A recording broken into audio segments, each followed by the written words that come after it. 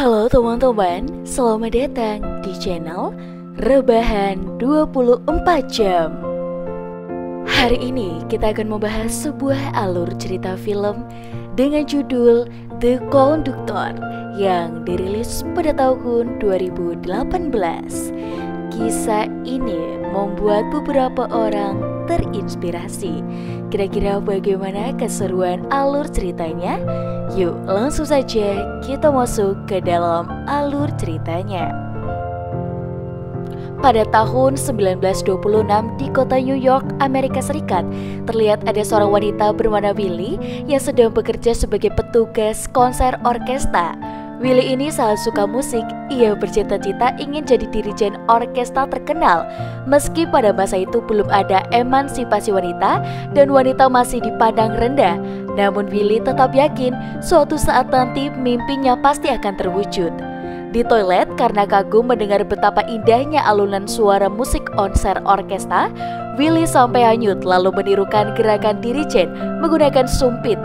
Pas lagi asik, tiba-tiba ada pria bernama Frank masuk. Dengan panik, Willie langsung mengambil sumpitnya yang terjatuh, kemudian pergi dari sana. Di luar, karena sangat ingin menonton, Willie nekat mengambil kursi, lalu masuk ke ruang konser, bahkan duduk di depan. Melihat Willie, semua penonton termasuk dirijen konser kaget. Akibat sikap kurang ajar itu, Willie diusir dan dipecat. Sepulang ke rumah, belum juga istirahat, ibu Willie langsung minta uang. Willie pun terpaksa berbohong, dia bilang gajinya baru cair minggu depan. Ibu yang kesal lalu menyuruhnya membantu untuk memasak. Dari dulu, ibu selalu menuntut Willie bekerja. Jika satu hari aja Willie tak memberi uang, pasti ibu marah-marah. Esok hari di taman, Willie iseng nonton pertunjukan musik gratis. Selesai pertunjukan, dia menemui si dirijen musik bernama Mark, lalu memberitahu kalau tadi ada nada yang salah. Ketika diperiksa, Mark kagum, ternyata ucapan Willie benar. Melihat ada kesempatan, Willie memohon agar Mark mau mengajarinya bermain piano. Karena merasa Willie punya bakat, Mark pun memberikan kartu namanya. Besok siang, Willie pergi ke rumah Mark. Di sana ternyata juga ada Frank. Mark kemudian menguji kemampuan piano Willie. Tapi gara-gara gugup, permainannya jadi jelek. Dengan nada meremehkan, Mark bilang Willie gak bakat main piano. Mendengar ucapan barusan, Willie ngambek terus pergi. Mark lalu mengejar dan menjelaskan kalau dia mau jadi guru les piano Willie. Ia yakin setelah belajar nanti permainan piano Willie pasti bisa bagus. Willie pun senang untuk membayar biaya les piano. Besoknya Willie mulai mencari kerja. Sayangnya, lamaran ditolak. Terus saat sedang pusing, ada seorang pria bernama Robin menawarkan pekerjaan sebagai pemain piano di grup musik kecil miliknya. Tanpa pikir panjang, malam itu juga Willie mulai bekerja. Bulan demi bulan berlalu, Willie masih terus bekerja dan les piano untuk persiapan mendaftar masuk sekolah musik. Suatu hari, Mark mengajak Willie pergi menghadiri acara pertemuan musisi di rumah pengusaha kaya raya bernama Nyonya Thompson. Tapi pas baru sampai, Nyonya Thompson memberitahu kalau istri Mark sebentar lagi mau melahirkan. Dan mendengar kabar itu, Mark terpaksa izin pulang duluan, sementara Willie masih tetap di sana mewakili Mark. Di dalam lagi, di sini Willie bertemu Frank. Ternyata Frank adalah anak Nyonya Thompson. Sepanjang acara Frank terus-menerus menatap Willie. Sebenarnya dari pertama kali bertemu, Frank sudah jatuh hati. Sorenya, semua tamu ganti baju untuk acara makan-makan. Melihat kecantikan Willie, Frank begitu terpesona. Di tengah acara, Nyonya Thompson bertanya, apa cita-cita Willie? Dengan percaya diri, Willie menjawab dia ingin menjadi dirijen konser orkestra. Seketika semua orang tertawa. Mereka menganggap cita-cita Willie cuma khayalan yang tak mungkin bisa terwujud. Sepulang ke rumah, ibu langsung marah-marah. Ia bertanya dari mana Willie dapat uang, padahal ibu tahu Willie sudah dipecat. Ibu juga menemukan uang tabungannya selama ini Willie simpan dan bilang kalau uang ini akan dia ambil untuk mengganti biaya membesarkan Willie dari kecil. Di tengah perdebatan, ibu keceplosan memberitahu bahwa sebenarnya Willie bukan anak kandungnya. Mendengar itu, hati Willy hancur. Di kamar karena sudah terlanjur ketahuan ayah, lalu cerita dulu Willy diadopsi dari seorang wanita yang hamil di luar nikah. Ayah juga menunjukkan akta kelahiran asli Willy. Besoknya hari ujian masuk sekolah musik pun tiba. Meski masih sedih, alhamdulillahnya Willy berhasil lulus. Saat pulang dan ingin memberitahu kabar kelulusannya, Willy kaget kenapa barang-barangnya dibuang, bahkan pianonya juga dihancurkan ayah. Ayah lalu memberikan koper kemudian mengusir Willy dari rumah. Sambil menahan tangis, Willy pergi ke rumah Robin. Setelah mendengar curhatan temannya, Robin prihatin dan menyuruh menginap di tempatnya sementara waktu sampai Willy dapat tempat tinggal baru. Ia juga menyemangati agar Willy jangan menyerah meraih cita-citanya. Besoknya pulang sekolah, Robin datang menjemput lalu memberitahu kalau nanti malam sekolah ini ingin mengadakan pesta dan grup musik mereka diundang untuk tampil. Malamnya di pesta sekolah sebelum tampil, Willy bertemu keluarga Frank. Melihat ibu Frank yaitu Nyonya Thompson karena masih sakit hati, cita-citanya pernah ditertawakan, Willy pun menghindar. Keesokan paginya, ketika sedang latihan piano, Mark mencoba melecehkan Willy. Dengan panik, Willy langsung menjepit tangan Mark dengan tutup piano, lalu kabur dari sana. Agar kejadian memalukan kemarin tak tersebar, sebelum Willy melapor, ternyata Mark sudah lapor ke polisi dulu untuk Mark menjelek-jelekan Willy di komunitas para pemusisi kota New York, hingga akhirnya Willy dikeluarkan dari sekolah musik. Di tengah kesedihan, Willy mencoba menulis surat untuk kedutaan besar Amerika di Belanda. Ia meminta kedutaan membantu mencari keberadaan ibu kandungnya. Setelah berminggu-minggu menunggu surat balasan dari kedutaan pun tiba. Saat membaca surat itu, Willy terdiam, syok ternyata ibu kandungnya telah meninggal dunia. Malam hari, waktu ingin menanggung, sebelum tampil Frank datang menemui Willy. Ia bertanya kenapa akhir-akhir ini Willy menghilang tanpa kabar. Willy memberitahu kalau minggu depan dia berencana ingin pergi ke Belanda untuk belajar musik. Jadi mulai sekarang Frank tak perlu mencarinya lagi. Mendengar kabar barusan, karena tak sanggup kehilangan wanita yang dia cintai, Frank pun mengungkapkan perasaannya lalu memeluk dan mencium Willy. Semenjak malam itu, Frank dan Willy menjalin hubungan. Hari demi hari berlalu, mereka selalu menghabiskan waktu berdua. Setiap harinya, Frank terus memohon agar Willy tetap tinggal, namun keputusannya sudah bulat. Dia tetap ingin pergi ke Belanda untuk meraih cita-citanya. Beberapa minggu kemudian, semenjak tinggal di Belanda, tepatnya di kota Amsterdam, Willy selalu mengirim surat kabar agar Frank tak khawatir. Di sana, dia juga sudah dapat pekerjaan jadi petugas toko alat musik. Suatu hari di kafe, Willy kebetulan bertemu dirijen yang pernah tampil di teater tempat kerjanya dulu. Dia bernama Mengelberg. Dengan penuh keberanian, Willy memohon agar Mengelberg mau mengajarinya bagaimana cara menjadi seorang dirijen. Mendengar permintaan itu, Mengelberg menolak. Malamnya, karena tak mau menyerah, Willy menemui Mengelberg lagi di teater musik. Melihat tekad Willy, Mengelberg akhirnya luluh. Ia menyarankan kenapa Willy tak coba pergi ke Jerman aja. Di sana, dia punya kenalan seorang dirijen terkenal bernama Muck. Keesokan harinya, tanpa membuang waktu, Willy langsung ke Jerman menemui Muck. Tapi baru juga ketemu, Willy malah diusir gara-gara dia orang Amerika. Seperti sebelumnya, Willy tak mau menyerah. Dia terus memohon hingga akhirnya Muck luluh. 1 bulan berlalu di Amerika, terlihat Frank sedang menemui Robin. Lalu bertanya apa Robin tahu kabar tentang Willy, karena akhir-akhir ini kekasihnya itu jarang mengirim surat. Robin pun cerita sekarang Willy sedang belajar dirijen di Jerman. Tanpa pikir panjang, Frank bergegas menyusul. Keesokan harinya, di Jerman, selesai latihan, Willy kaget melihat Frank yang datang. Dengan gembira, Willy langsung memeluknya. Mereka berdua kemudian pergi ke restoran. Di sana, karena tak ingin berpisah lagi, Frank pun melamar Willy lalu memintanya ikut pulang ke Amerika. Mendengar lamaran itu, Willy bimbang. Satu sisi, dia sangat mencintai Frank dan ingin sekali menerima. Namun di sisi lain, tinggal sedikit lagi mimpinya terwujud. Dengan berat hati, Willy memutuskan memilih cita-citanya dan menolak lamaran. Minggu demi minggu berlalu, suatu hari di tempat latihan, Mook memberitahu kalau besok ada dirijen wanita yang akan mengadakan konser di Belanda. Mook lalu memberikan tiket agar Willy bisa menyaksikan sendiri bagaimana reaksi masyarakat saat menonton penampilan seorang dirijen wanita. Malamnya, Willy dapat surat dari Robin. Di surat itu, Robin mengabarkan kalau minggu depan Frank akan menikah. Willy pun syok karena masih cinta.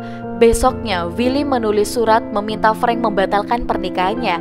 Setelah mengirim surat, Willy bersama Mook pergi ke Belanda untuk menonton konser. Di sana, waktu konser para penonton melihat malah marah, mereka kecewa dengan penampilan si dirijen wanita yang jelek. Mook bilang, minggu depan giliran Willy tampil. Mendengar kalimat itu, Willy tertekan. 3 hari kemudian, Mook memberitahu bahwa tiket konser Willy sudah terjual habis.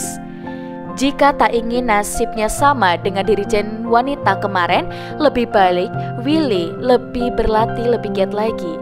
Hari demi hari berlalu, Willy semakin gugup tak hanya pusing memikirkan konser debutnya. Surat yang dia kirim untuk Frank juga tak dibalas. Besoknya hari konser pun tiba. Willy galau karena hari ini bertepatan dengan hari pernikahan Frank. Di sisi lain, di tempat konser, Mook bingung kenapa Willy belum datang juga, padahal sebentar lagi pertunjukannya dimulai. Ketika pergi ke apartemen, melihat kondisi Willy yang menyedihkan, Mook mencoba menghibur. Mook bilang, Willy tak perlu takut gagal, kan udah sering gagal. Mendengar ucapan gurunya, dalam hati ingin sekali berkata kasar. Setelah semangatnya kembali, Willy pun memulai konser debutnya.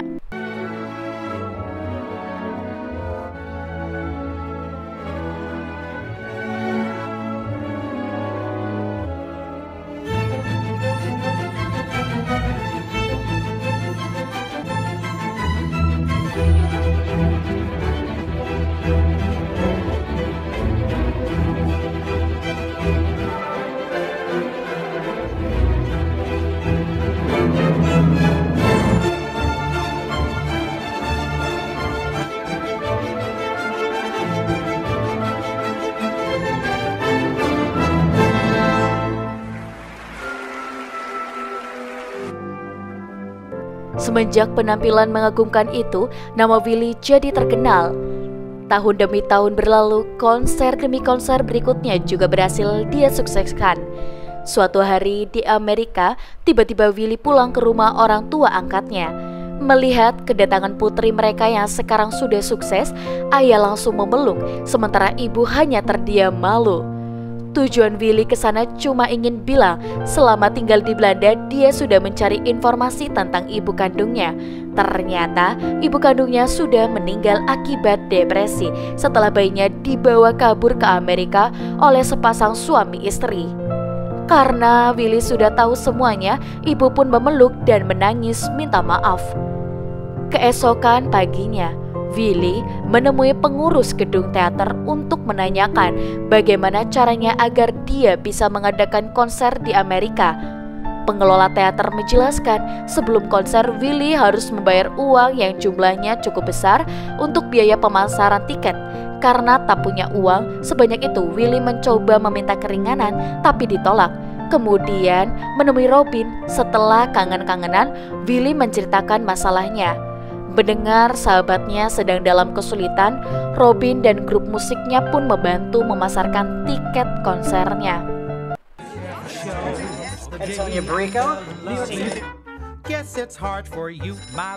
Now the bassoon's coming starting at the wrong time.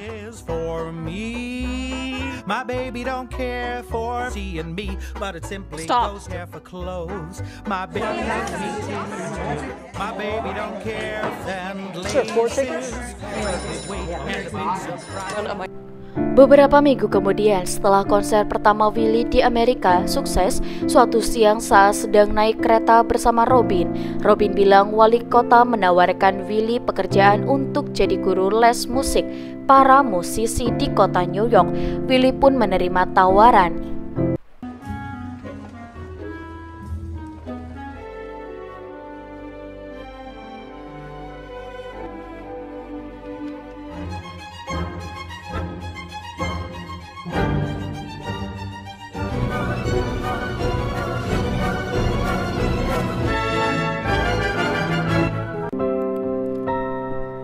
Satu bulan berlalu ketika mengajar, Willy bingung kenapa kelas hari ini yang datang cuma wanita aja.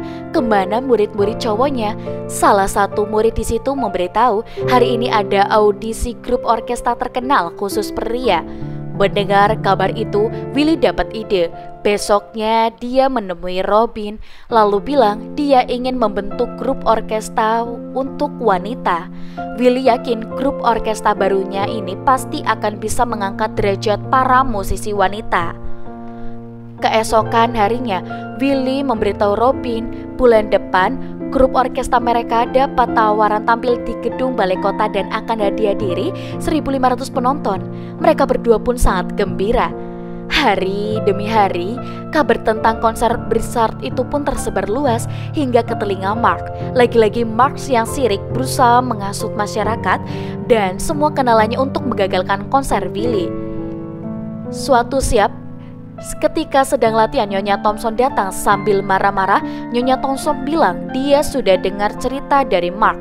Ia mengatakan wanita miskin murahan seperti Willy tak pantas jadi dirijen. Nyonya Thompson juga mengancam jika masih tak mau berhenti, maka dia akan membuat konser Willy berantakan. Keesokan harinya, ternyata ancaman Nyonya Thompson tak main-main.